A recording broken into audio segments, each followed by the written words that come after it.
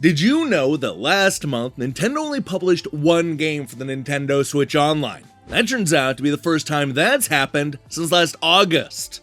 Now, only a few days into March, and they've already doubled their output, giving us not one, but 2 games in a single day. That's right, subscribers right now have access to both 1994's Donkey Kong and the puzzle game Mario's Picross. Yeah, that's pretty cool news, but are either of these games actually worth playing?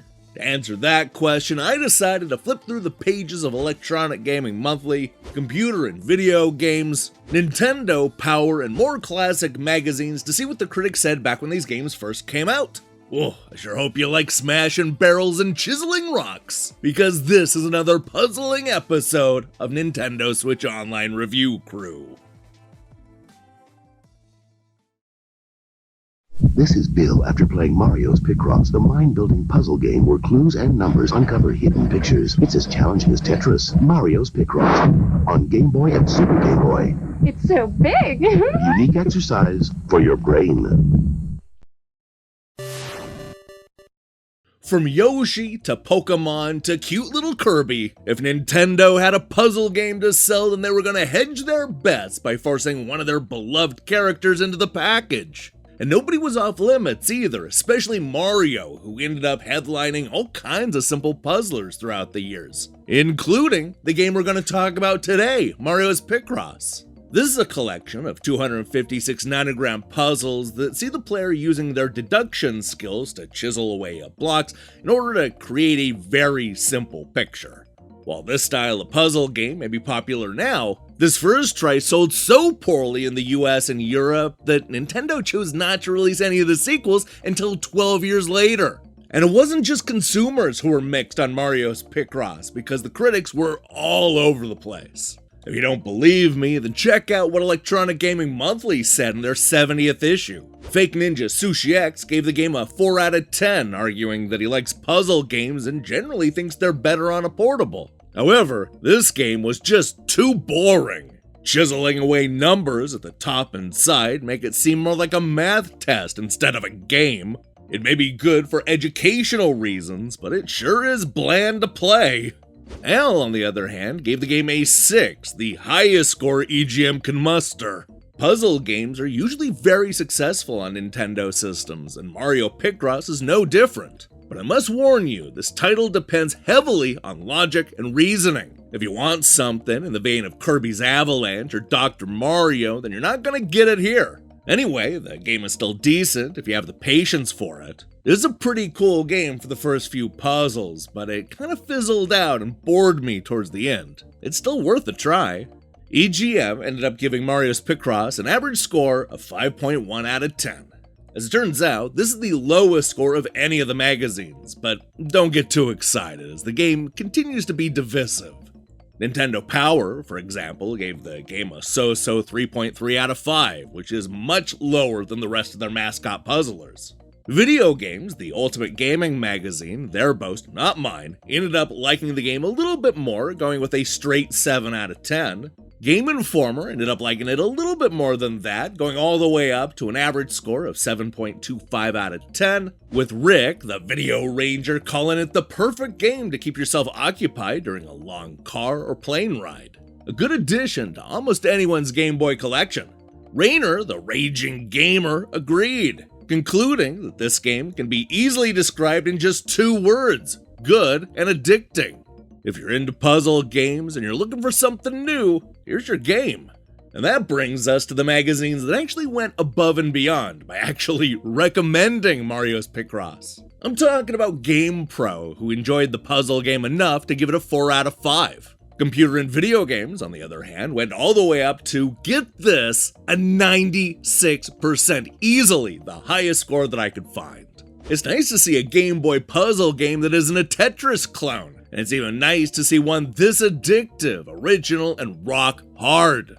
In Picross, it pays to take your time and look for logical clues as opposed to the thinking on your feet of most puzzlers. There's always a way out of every fix, but finding it isn't always obvious. Basically, this is the best game of its ilk currently available, and let's hope it gets converted to every other format in the world. Completely and utterly ace! With scores ranging from 51% all the way up to 96%, it feels like the critics were more split on Mario's Picross than a lot of the other Nintendo puzzle games. But is that true? Despite the whole EGM and CVG tug-of-war, the game ended up averaging an overall score of 73%, which is certainly in line with the 72% and the 74% that we saw from the Game Boy and NES versions of Dr. Mario. I say, give Mario Picross a shot. I mean, the critics didn't get it at the time, but I think that it holds up better than a lot of the puzzle games that were released on the monochromatic handheld. I recommend it.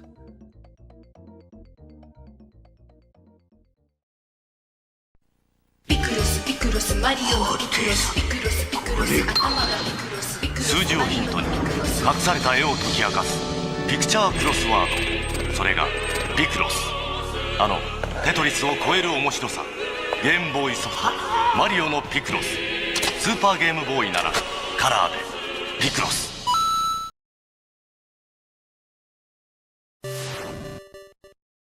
I don't blame you for missing out on the Game Boy version of Donkey Kong when it was first released in 1994. Based on the unassuming box art and the vague name, you'd be forgiven for thinking that this was little more than a port of the 1981 arcade game. I mean, the Game Boy was basically just an afterthought in 1994, so it wouldn't surprise anybody to see another lazy port hit the 5-year-old handheld. But that's not what Donkey Kong 94 is. Sure, it does start out like the influential arcade game, but there comes a point where it makes a hard shift into something new and kind of exciting. It's at that very moment when this ambiguously titled Donkey Kong game goes from just being a fun title to being one of the best Game Boy games ever made. Great on both the clunky handheld system and the Super Game Boy, where it was somewhat colorized. This is one of the most surprising games Nintendo released for the system. And now, a whole new generation will finally have a chance to be surprised by this legendary twist. Now let's go ahead and see if the critics were as won over by this confusingly titled Donkey Kong game as I was. When Electronic Gaming Monthly reviewed it in their 61st issue, they gave it an average score of 8.25 out of 10, just enough to make it their game of the month. A very nostalgic ad liked it the most, giving it a 9 and saying, "Boy, this sure brings back memories. All the fun of the arcade is here, plus a whole lot more." Donkey Kong has more features, including a save function, cool new cinemas, never-before-seen levels, and color using the Super Game Boy. I can't stress enough how good this game is. On the plain old Game Boy, it's okay, but on the TV, it really rocks. I'm buying a Super Game Boy just for this remake of the old classic. Notorious Game Boy hater Sushi X also liked the game, which surprised him enough to talk in the third person. Good old Sushi has flipped his lid. I actually enjoyed a Game Boy cart. True, I played it on the Super Game Boy in color, but the tried and true Donkey Kong plays great on the portable. The levels and even the sounds were faithfully reproduced. As for the graphics, I couldn't believe how close it looks. I highly suggest this cart. I still can't believe I like a Game Boy cart, but then again, it wasn't on a green screen. Now, believe it or not, that Game of the Month score over at EGM is just about the lowest score we're going to see today. In fact, the only grade lower comes from Game Informer, who gave Donkey Kong a solid 8 out of 10. Nintendo Power went even higher, giving it a 4.3 out of 5, which not only makes it the top scoring Game Boy game of the year, but also the 5th highest scoring game overall. The extremely boastful Video Games, the Ultimate Gaming magazine, also liked the game, giving it a 9 out of 10. There are over 100 screens to deal with. To get past some of them takes major dexterity and luck. The first couple screens may look familiar from the old days, but there are dozens of new screens and tricks that you've never seen Mario do before. For example, you can jump through certain ceilings and jump super high. This game is addictive and fun. Play it for a little while and you'll be hooked. On the Super Game Boy, it's a masterpiece. It just looks and sounds great. For Donkey Kong fans old and new, this is a must-have. What, is that not high enough for you? Don't worry, we've got you covered, because Game Players ended up giving this revamped version of Donkey Kong a stellar score of 93%. Of course, the highest score comes to us from none other than GamePro magazine, which gave the game a perfect 5 out of 5. Both games in this cart are enjoyable and entertaining. Older gamers will shed a tear when they remember the first quarter that they spent on Donkey Kong. Other players will develop a certain simian savoir-faire that'll get them through this game. Kong is still king. Look at GamePro pulling out the French. I thought this was a kids magazine. Hey, they can use whatever words they want because they're right. Donkey Kong is indeed great. It's an absolute treasure, and I'm not even a little surprised to see that it has an average score of 88% from all of the critics. No matter if you missed out on the game the first time around or you're a longtime fan, definitely give Donkey Kong a play on the Switch. All right, son, point out the animal that did this to you.